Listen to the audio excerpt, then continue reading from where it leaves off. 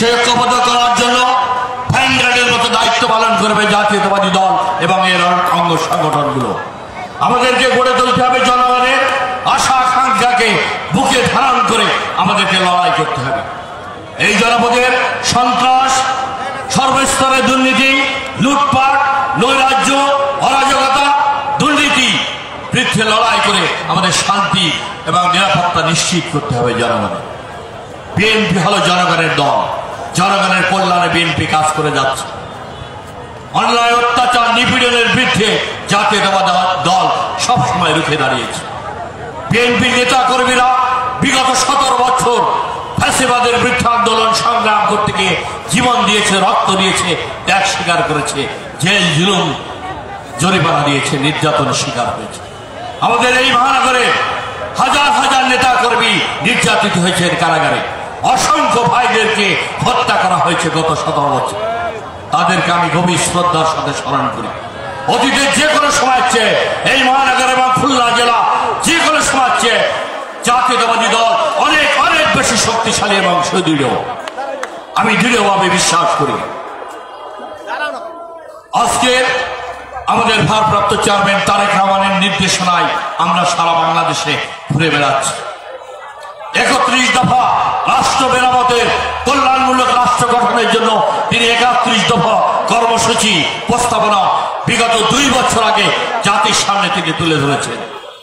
সবচেয়ে বড় সংস্কারের প্রস্তাব তিনি জাতির সামনে 2 বছর আগে তুলে ধরেছেন। তিনি বলেছেন 2 বারের বেশি কেউ প্রধানমন্ত্রী থাকতে পারবেন না। নির্বাচনকালীন অন্তর্বর্তীকালীন নির্দলীয় নিরপেক্ষ নির্বাচনে অন্তর্বর্তীকালীন সরকারের পুনর্ব্যবস্থা করেছেন, সংবিধানে প্রস্তাব করেছে। কারণ দলীয় সরকারের অধীনে কখনো সুষ্ঠু নির্বাচন হয় না। নির্বাচনকালীন সুষ্ঠু নির্বাচনের জন্য অন্তর্বর্তীকালীন সরকারের প্রয়োজন, নির্দলীয় নিরপেক্ষ সরকারের প্রয়োজন, সেটির বিধান তিনি রেখেছেন। এই পার্লামেন্টে শুধু নির্বাচিত প্রতিনিধিরা, যারা বিদগ্ধ ব্যক্তি রয়েছে, জ্ঞানী গুণী ব্যক্তি রয়েছেন, সমাজবিজ্ঞানী, রাষ্ট্রবিজ্ঞানী, শিক্ষক, আইনজীবী, তাদেরকে নিয়ে দ্বিকক্ষ বিশিষ্ট পার্লামেন্টের ঘোষণা তিনি দিয়েছেন। তিনি ন্যায়পালের ঘোষণা দিয়েছেন দুর্নীতি রোধ করার জন্য। কৃষি ব্যবস্থাকে বিকেন্দ্রীকরণ করে জনগণের, কৃষকের কল্যাণে কাজ করার জন্য কৃষি নীতি তিনি ঘোষণা করেছেন। স্বাস্থ্য নীতি তিনি ঘোষণা করেছেন। স্থানীয় সরকার নীতি তিনি ঘোষণা করেছেন। দ্রব্যমূল্য নির্ধারণের জন্য জনগণ যাতে কষ্ট না পায়, বাজার সিন্ডিকেট ভেঙে দিয়ে কৃষকের কল্যাণে, সাধারণ মানুষের কল্যাণে বাজার ব্যবস্থা গড়ে তোলার জন্য তিনি প্রস্তাবনা করেছেন।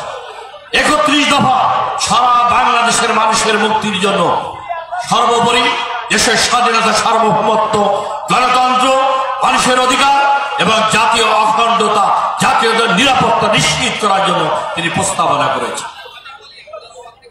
31 দফা এদেশের স্বাধীনতা, সার্বভৌমত্ব, গণতন্ত্র রক্ষা এবং জাতীয় অখণ্ডতা রক্ষা একটি রক্ষা কবচ হিসেবে জাতির সামনে তিনি তুলে ধরেছেন। তিনি বলেছেন সুষ্ঠু নির্বাচনের মাধ্যমে সবাইকে নিয়ে আমরা একটি জাতীয় সরকার তিনি ঘোষণা করবেন। দল বা নির্বিশেষে সবাই, ছোটখাটো দল যারা রয়েছে তাদের সবাইকে নিয়ে, যারা মেধা যোগ্যতা সম্পন্ন সবাইকে নিয়ে ঐক্যবদ্ধ করে তিনি জাতীয় সরকারের রূপরেখা তিনি ঘোষণা করেছেন নির্বাচিত প্রতিনিধিদের মাধ্যমে। এই সৎ সাহস, এই সৎ চ্যালেঞ্জ রাজনীতিতে তিনি ছুড়ে দিয়েছেন, শুধুমাত্র সবাইকে ঐক্যবদ্ধ করে দেশ পুনর্গঠনে ঐক্যবদ্ধ করে বাংলাদেশকে এগিয়ে নিয়ে যাওয়ার জন্য। তার কারণ শেখ হাসিনা গত 17 বছর এই দুঃশাসনে, কলঙ্কজনক দুঃশাসনে দেশের মানুষের গণতান্ত্রিক অধিকার হরণ করে, সমস্ত গণতান্ত্রিক অধিকার হরণ করে, লুটপাট, রাজত্ব কায়েম করে, খুন খুনের কালচার সৃষ্টি করে একদলীয় ফ্যাসিবাদী শাসন ব্যবস্থা কায়েম করেছে দীর্ঘ 17 বছর। সমস্ত সেক্টরকে, জাতীয় এবং সাংবিধানিক প্রতিষ্ঠানগুলোকে, সমস্ত দপ্তর অধিদপ্তরগুলোকে দলীয়করণ করে এবং লুটপাট করে ধ্বংসযোগ্য পরিণত করেছে বাংলাদেশ। এই ধ্বংসস্তূপের উপর বাংলাদেশ এখন দাঁড়িয়ে রয়েছে। আমাদের সিভিল প্রশাসন, আমাদের ব্যুরোক্রেসি, আমাদের বিচার বিভাগ, আমাদের নির্বাহী বিভাগ, আমাদের পুলিশ বিভাগ এবং সমস্ত অধিদপ্তর দলীয়করণ করে ধ্বংস করা হয়েছে। এই জায়গা থেকে বাংলাদেশকে পুনর্নির্মাণ করতে হবে, বিনির্মাণ করতে হবে। এটা একটি কঠিন চ্যালেঞ্জের মুখে বাংলাদেশ দাঁড়িয়ে। এই সরকার সামনে রয়েছে কঠিন চ্যালেঞ্জ। একদিকে বিদেশিদের চক্রান্ত ষড়যন্ত্র, শেখ হাসিনা খুনি সরকার এত মানুষকে হত্যা করেছে, ছাত্র জনতা আলেম ওলামাদের রক্তে রঞ্জিত, পিডিআর হত্যাকাণ্ডে রক্তে রঞ্জিত এই খুনি হাসিনা ভারতের মাটিতে দাঁড়িয়ে এখনো দেশের বিরুদ্ধে চক্রান্ত ষড়যন্ত্র করে যাচ্ছে। আজকে তাই আমাদের সামনে কঠিন সংকট। আমাদের দেশ নায়ক নজরুল জননেতা তারেক রহমানের নেতৃত্বে সমগ্র জাতিকে ঐক্যবদ্ধ করে আমাদেরকে লড়াই করতে হবে। এই লড়াই যতক্ষণ পর্যন্ত না সুষ্ঠু নির্বাচনের মাধ্যমে, অবাধ সুষ্ঠু নিরপেক্ষ নির্বাচনের মাধ্যমে, একটি গণতান্ত্রিক পার্লামেন্টের মাধ্যমে নির্বাচন না হওয়া পর্যন্ত রাজপথে আমাদের সংগ্রাম করতে হবে। আমাদের দাবি এই অন্তর্বর্তীকালীন সরকার ডক্টর মোহাম্মদ ইউনূস সাহেবের কাছে, উনি নোবেল লরিয়ে আমাদের জন্য সম্মান বয়ে দিয়েছেন বাংলাদেশের জন্য। তার প্রতি আমাদের আস্থা এবং সহযোগিতা রয়েছে। আমরা তার পাশে রয়েছি। এই সরকারের পাশে আমাদের দল, সমস্ত রাজনৈতিক দল রয়েছে। আমাদের দাবি, জনগণের দাবি, অল্প সময়ের মধ্যে যৌক্তিক বিষয়ে, গুরুত্বপূর্ণ বিষয়ে রাষ্ট্রীয় সংস্কার করে সবাইকে নিয়ে ঐক্যবদ্ধ করে নির্বাচনী ব্যবস্থা, পুলিশ প্রশাসন এবং সিভিল প্রশাসনের সংস্কার করে, বিচার বিভাগের সংস্কার করে দ্রুততম সময়ের মাধ্যমে নির্বাচনী রোডম্যাপ ঘোষণা করে এই জাতিকে একটি অবাধ সুষ্ঠু নির্বাচন জাতির সামনে উপহার দিবেন। এটি এই সরকারের জন্য সবচেয়ে বড় চ্যালেঞ্জ হিসেবে দাঁড়িয়েছে।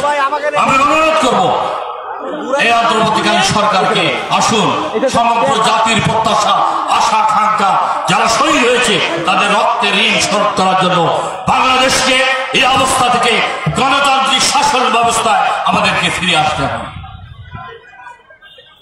সমস্ত পর্যায়ে গণতান্ত্রিক অধিকার মানুষকে ফিরিয়ে দিতে হবে, মানুষের ন্যায় বিচার ফিরিয়ে দিতে হবে, মানুষের মত প্রকাশের অধিকার ফিরিয়ে দিতে হবে, নাগরিকদের সভা সমাবেশ মিছিল করার গণতান্ত্রিক অধিকার আমাদের ফিরিয়ে দিতে হবে।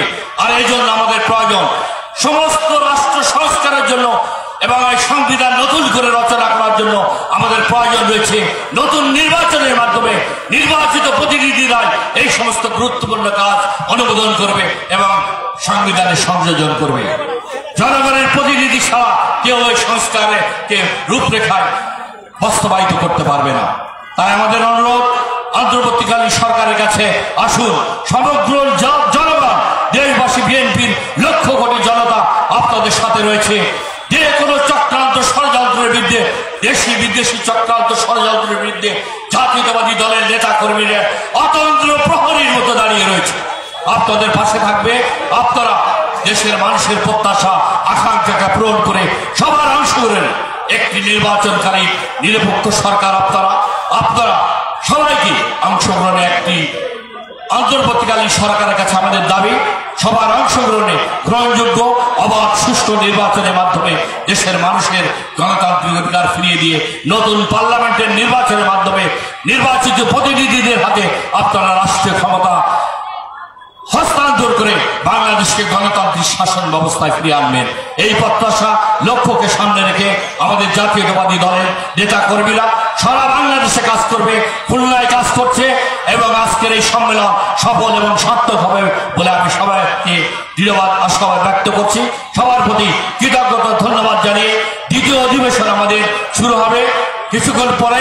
ভোটের মাধ্যমে আপনারা আপনাদের পছন্দের নেতা নির্বাচিত করবে। সেই নেতৃবৃন্দ এবং যারা পরাজিত হবে তাদের সবাইকে ঐক্যবদ্ধ করে দেশের সামনে জাতিকে ঐক্যবদ্ধ করে এ দেশকে বিনির্মাণ করতে হবে। ক্ষুধা দারিদ্র্যমুক্ত একটি বাংলাদেশ আমাদের গঠন করতে হবে। দেশের স্বাধীনতা সার্বভৌমত্ব সুদৃঢ় সমুন্নত করে একটি ন্যায় ইনসাফ ভিত্তিক বৈষম্যহীন আইনের শাসন প্রতিষ্ঠা করে একটি শোষণমুক্ত একটি সমাজ আমাদের বিনির্মাণ করতে হবে। সেই লক্ষ্যকে সামনে রেখে শহীদের রক্তের ঋণ শোধ করার অঙ্গীকার ব্যক্ত করে আপনাদের সবাইকে ধন্যবাদ জানিয়ে আগামী গণতান্ত্রিক বাংলাদেশ গড়ার শপথে অঙ্গীকারে আপনারা লক্ষ কোটি জনতা একাকার হবেন, সামিল হবেন এ আশাবাদ ব্যক্ত করে শোষণমুক্ত বৈষম্যহীন সমাজ ব্যবস্থা গড়ার অঙ্গীকার ব্যক্ত করে তারেক রহমানের হাতকে শক্তিশালী করার আহ্বান জানিয়ে আপনাদের সবাইকে ধন্যবাদ জানিয়ে আমার বক্তব্য শেষ করছি। খোদা হাফেজ। বাংলাদেশ জিন্দাবাদ।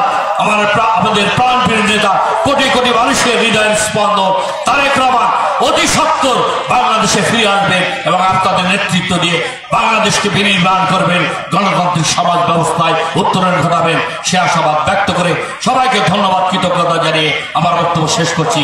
বাংলাদেশ জিন্দাবাদ। জাতীয়তাবাদী দল জিন্দাবাদ। শহীদ জিয়া অমর হোক। তারেক রহমান জিন্দাবাদ। দেশনেত্রী বেগম খালেদা জিয়া জিন্দাবাদ। জিন্দাবাদ। তারেক রহমান বীরের দেশে আসবে ফিরে বাংলাদেশে। মাটি ডাকছে।